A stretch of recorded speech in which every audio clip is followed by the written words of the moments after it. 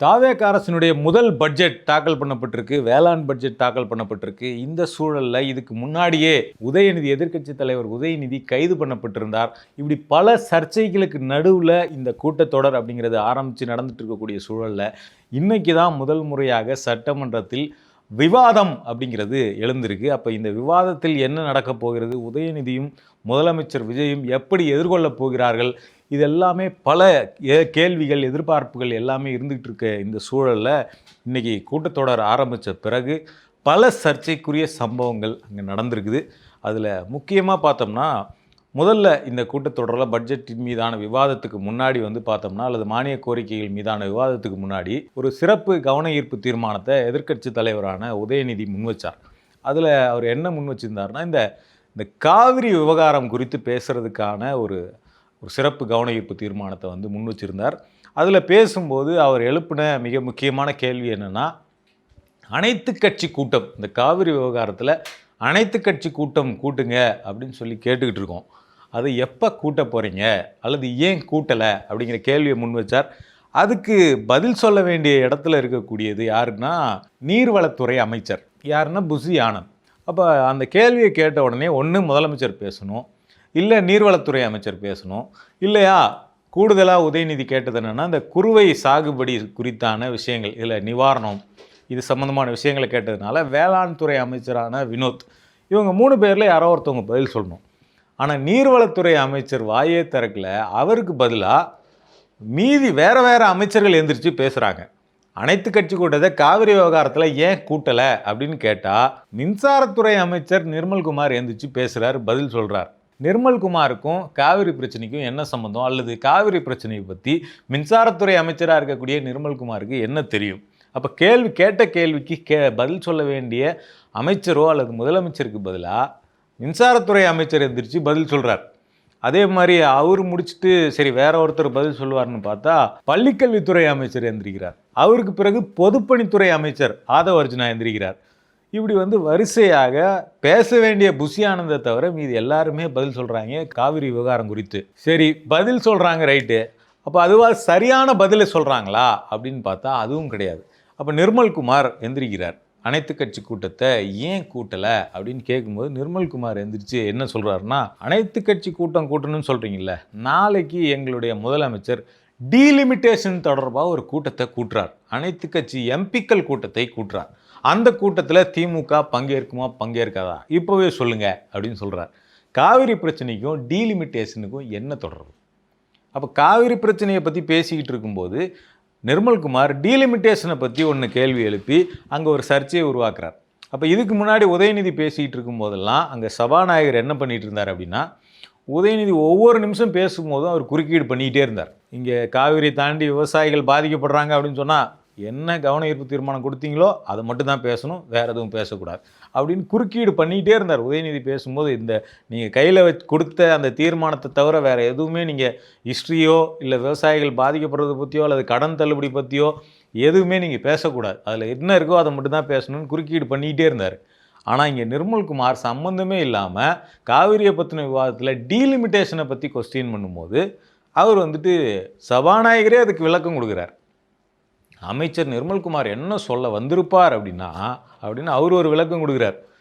அனைத்து கட்சி கூட்டம் அது வேற விவகாரம்னாலும் அனைத்து கட்சி கூடக்கூடிய இன்னொரு கூட்டத்தை முதலமைச்சர் கூட்டுறாரு இல்லையா, அதை சொல்ல வந்திருப்பார் அப்படின்னு இவர் அவருக்கு பதிலாக விளக்கம் கொடுக்குறார்.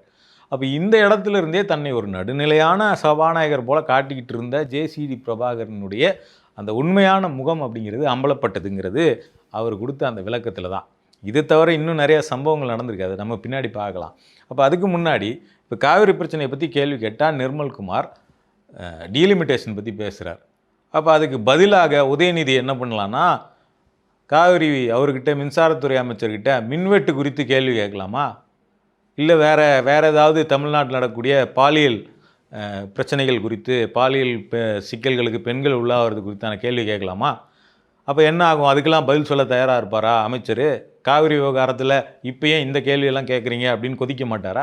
அப்போது டோட்டலாக ஒரு டைவர்ஷன் வேலையை நிர்மல்குமார் பார்த்தார். சரி, நிர்மல்குமாருக்கு பதில் சொல்லிட்டு டீலிமிட்டேஷன் பற்றி எதுக்கு கேட்குறீங்க அப்படின்னு சொல்லிட்டே இருந்தால் இந்த பக்கம் மறுபடியும் பள்ளிக்கல்வித்துறை அமைச்சர் ராஜ்மோகன் எந்திரிக்கிறார். அவர் என்ன சொல்கிறாருன்னா, அவர் எல்லாரும் அசந்து போகிற மாதிரி அவர் இன்னொரு வெர்ஷன் வச்சார். அது என்னென்னா, அனைத்து கட்சி கூட்டம்னு சொல்கிறீங்க. இங்கே நம்ம சட்டமன்றத்தில் உட்காந்துட்டு இருக்கோம். இங்கேவே அனைத்து கட்சியினுடைய எம்எல்ஏக்கள் தானே இருக்கிறோம். இதுவுமே ஒரு அனைத்து கட்சி கூட்டம் தானே. இதுக்கு மேலே என்ன இன்னொரு அனைத்து கட்சி கூட்டம் அப்படின்னு எவ்வளோ பெரிய அறிவு பார்த்தீங்களா? ஸோ அந்த மாதிரி அவர் சொல்கிறார். இங்கே இருக்கிறதே ஒரு அனைத்து கட்சி கூட்டம் தானே.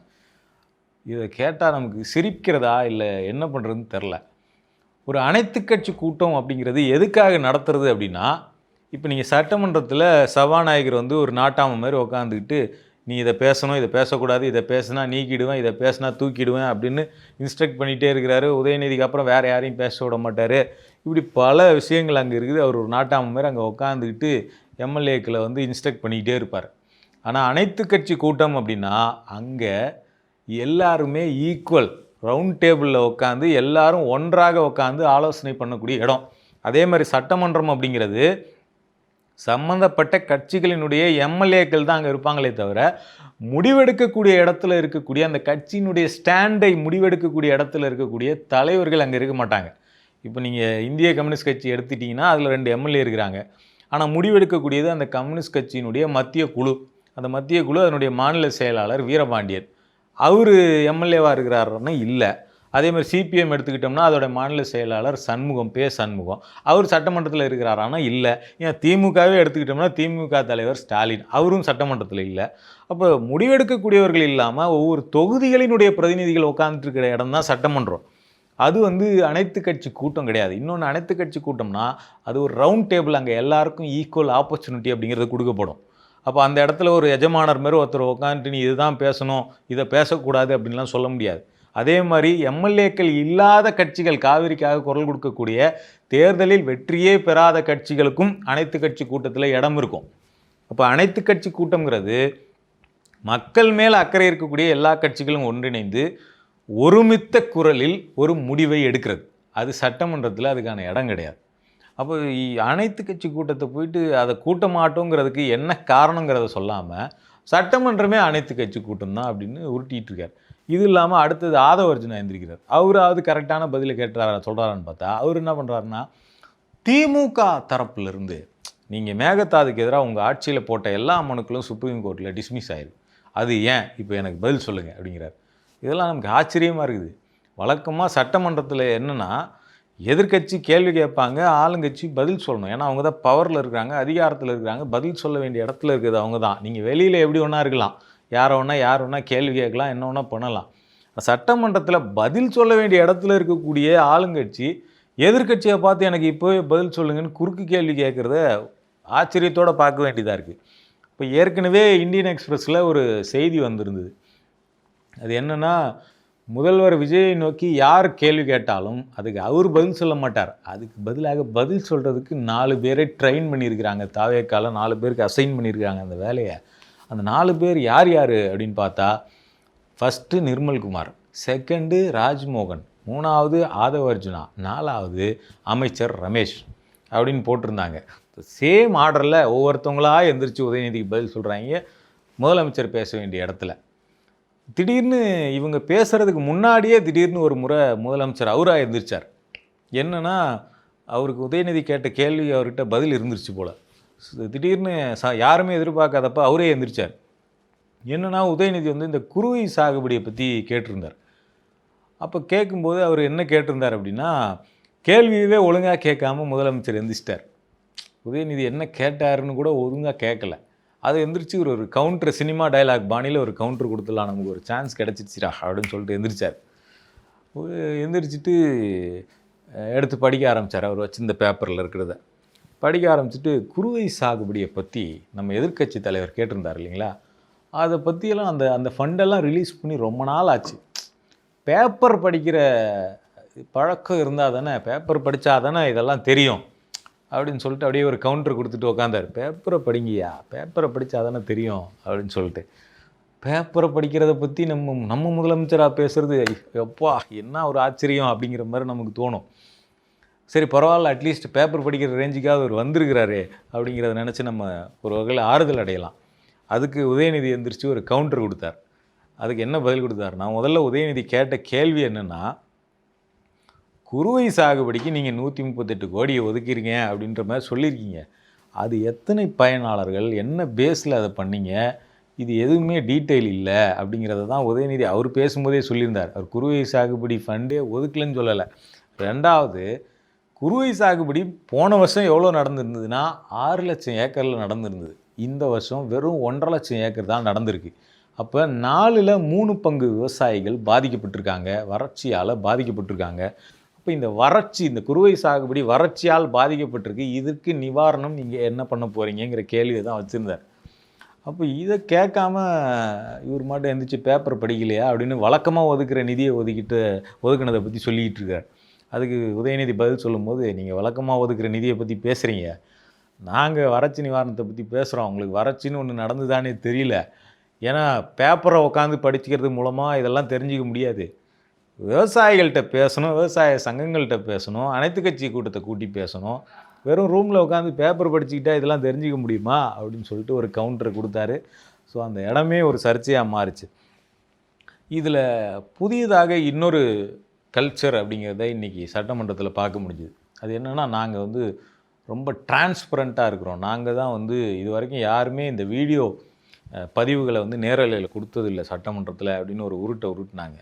அதெல்லாம் ஏற்கனவே கொடுத்துருக்குறாங்க. இருந்தாலும் வீடியோ பதிவுகளை நாங்கள் தான் முதல் முறையாக வெளியிடுறோம் லைவில். சட்டமன்றத்தில் என்ன நடக்குதுன்னு பார்க்குற வசதியவே நாங்கள் தான் க்ரியேட் பண்ணோம் அப்படின்லாம் சொல்லிட்டாங்க. ஆனால் இன்றைக்கி என்ன நடக்குது அப்படின்னு பார்த்தோம்னா, உதயநிதி பேசிகிட்டு இருக்கார். பேசிக்கிட்டே இருக்கும்போது சபாநாயகர் அவரை குறுக்கீடு பண்ணுறார். நீங்கள் இதெல்லாம் பேசக்கூடாது, இது தவறானது, அல்லது இது உங்களோட ஸ்கோப்புக்கு வெளியில் இருக்குது அப்படின்லாம் சொல்கிறாரு. அப்போ சொல்லும்போது எதிரில் இருந்து திமுக தரப்புலேருந்து அதுக்கு பதில் சொல்கிறாங்க. இல்லை, இது எங்கள் ஸ்கோப்புக்குள்ளே தான் இருக்குது அப்படிங்கிறத பேசுகிறாங்க. அவங்க எந்திரிச்சு அந்த கோரிக்கையை வைக்கிறாங்க, நாங்கள் இதை பேசுறது ஏன் சரி அப்படிங்கிற விளக்கத்தை சொல்கிறாங்க. அப்படி விளக்கத்தை சொல்லும்போது என்ன நடக்குதுன்னா, அவங்களோட மைக் ஆஃப் ஆகிடுது.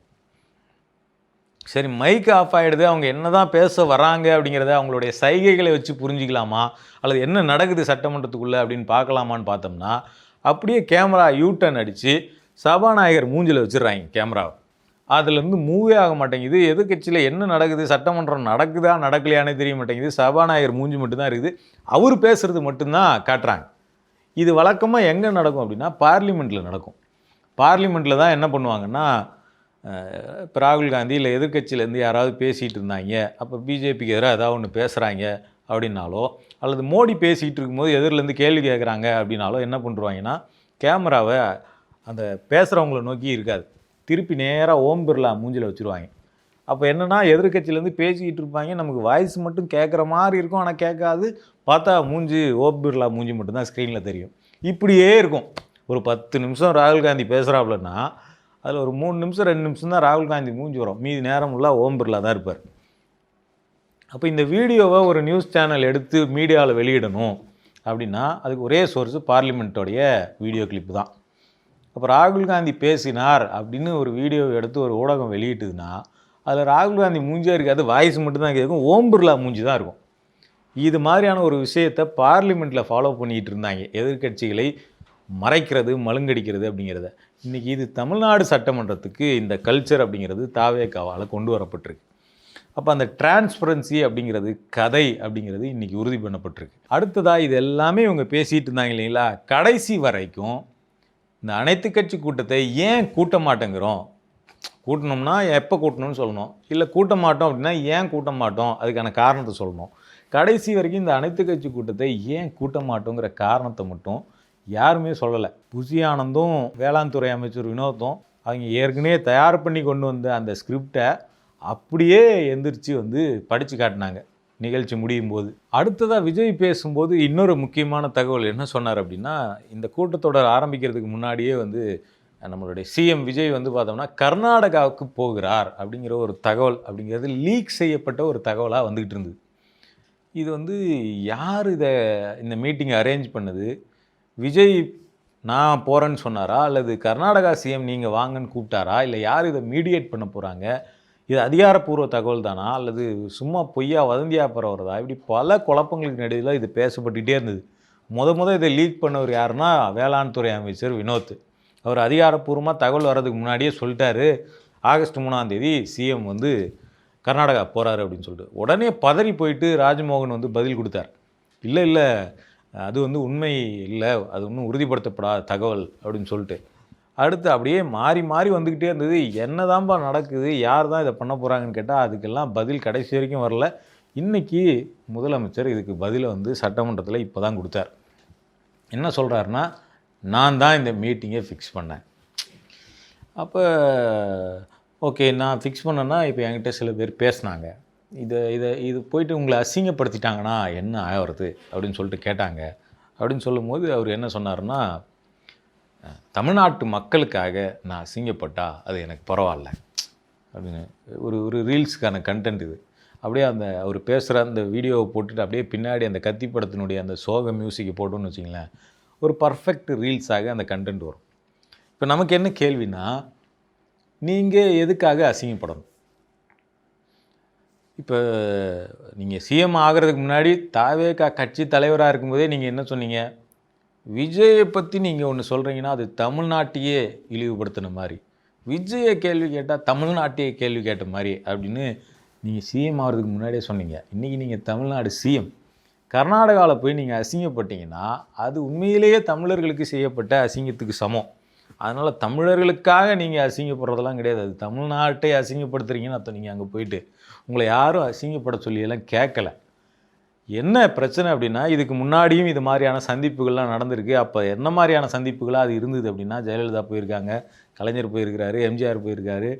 அப்போல்லாம் வந்து யாரோ ஒருத்தவங்க மீடியேட் பண்ணியிருக்கிறாங்க அந்த சந்திப்பை. உச்சநீதிமன்ற அறிவுறுத்தல் படி ஜெயலலிதா போனாங்க. அப்போ போய் அந்த பேச்சுவார்த்தைங்கிறது சுமூகமாக நடக்காமல் தான் திரும்பி வந்தாங்க பாதியிலே. அப்போ இது மாதிரி எந்த ஏற்பாடும் இல்லாமல் நீங்களாக போகிறீங்க, அதுவும் நீங்கள் உங்களுடைய முயற்சியில் தனியாக போகிறீங்கன்னா அப்போ அதில் என்ன கிடச்சிரும்? உச்சநீதிமன்றம் சொல்லி கிடைக்காத தீர்வு நீங்கள் தனிப்பட்ட முறையில் போய் கிடைக்கும்னு சொல்கிறது இது யாரை ஏமாத்துகிற வேலை? அப்போ நீங்கள் ஒரு அரசாங்கமாக நாங்கள் பேச்சுவார்த்தையை நடத்தக்கூடாதா, பேச்சுவார்த்தைக்கு முயற்சியே பண்ணக்கூடாதான்னா தாராளமாக பண்ணலாம். ஆனால் அதுக்கு ஒரு முறை இருக்குது. நீங்கள் சிஎம்மும் உங்கள் இஷ்டத்துக்கு போயிட்டு இன்னொரு சிஎம்மோட உட்காந்து பேச்சுவார்த்தை நடத்தியெல்லாம் இதை தீர்க்க முடியாது. இது 2 மாநில மக்களினுடைய பல ஆண்டு காலமாக தீர்க்க முடியாத பிரச்சனை. அப்போ நீங்கள் போய் இதில் ஏதோ ஒரு தவறான முடிவு எடுத்துகிட்டு வந்தீங்கன்னா அதனால் தமிழ்நாடு பெரிய பின்விளைவுகளை சந்திக்கும். அப்போ நீங்கள் தன்னிச்சையான முடிவுகள் எடுக்கிறதுக்கு உங்களுக்கு இதில் அதிகாரம் கிடையாது.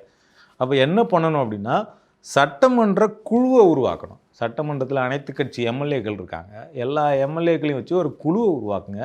அந்த குழுவுக்கு தலைவராக நீங்கள் போயிட்டோன்னா கர்நாடகாவில் பேச்சுவார்த்தை நடத்தலாம். அதுவே ஒரு யூஸ்லெஸ் தான். ஏன்னா அவங்க அணை கட்டக்கூடாதுங்கிறது தமிழ்நாடு சொல்கிறது, அணை கட்டியே தீர்வுங்கிறது அவங்க நிலைப்பாடு. இதில் என்ன பேச்சுவார்த்தை வேண்டியிருக்கு? இதையும் பல எம்எல்ஏக்கள் அங்கே கேட்டாங்க. கட்டக்கூடாது அவ்வளோதான், அதில் பேச்சுவார்த்தை நடத்துறதுக்கு என்ன இருக்குது? மீறி கட்டுவோன்னு சொன்னால் சட்டப்பூர்வமாக அதை தடுக்கிறது தான் நம்மளோட வேலை. இதில் பேச்சுவார்த்தை நடத்தி என்ன பண்ண போகிறீங்க அப்படிங்கிறது தான் பலரும் கேட்டாங்க. அப்போ நான் போய் அசிங்கப்படுறதுக்கு எனக்கு ரெடி, மக்களுக்காக நான் அசிங்கப்பட்டால் என்ன, ஒரு அட்டெம்ப்ட் பண்ணி பார்ப்பேன். நீங்கள் தனிப்பட்ட முறையில் அட்டெம்ப்ட் பண்ணுறதுக்கு இது ஒன்றும் கில்லி படம் கிடையாது. கில்லி படத்தில் தான் வந்து, சார் இவனை மட்டும் கர்நாடகாவுக்கு அனுப்பிச்சோம்னா காவிரியை கையோடு கொண்டு வந்துடுவான் சார், இவன் ஒரு கில்லி சார் அப்படின்னு சொல்லுவாங்கள்ல, அந்த மாதிரி இது வந்து படம் கிடையாது. இங்கே இது சட்டமன்ற குழு அல்லது தமிழ்நாடு அரசின் சார்பான குழு அல்லது அனைத்து கட்சி குழு, இது போயிட்டு ஒன்றிய அரசினுடைய மீடியேஷன்லையோ அல்லது உச்சநீதிமன்றத்தினுடைய மீடியேஷன்லையோ ஒரு பேச்சுவார்த்தையை நடத்தி பார்க்கலாம். பட் ஆனால் இந்த மேகதாது பிரச்சனையை பொறுத்த வரைக்கும் நீ கட்டக்கூடாது அப்படிங்கிறது தான் அதில் ஒரே டிமாண்ட். அதில் நெகோசியேஷனுக்கு அதில் வந்து விஷயமே கிடையாது, நெகோசியேஷனுக்கான ஸ்பேஸே அதில் கிடையாது. கட்டக்கூடாதுன்னா கட்டக்கூடாது, அவ்வளோதான். ஏன்னா ஏற்கனவே கட்டின அணைகளுக்கான பிரச்சனையும் இன்னும் ஓயலை.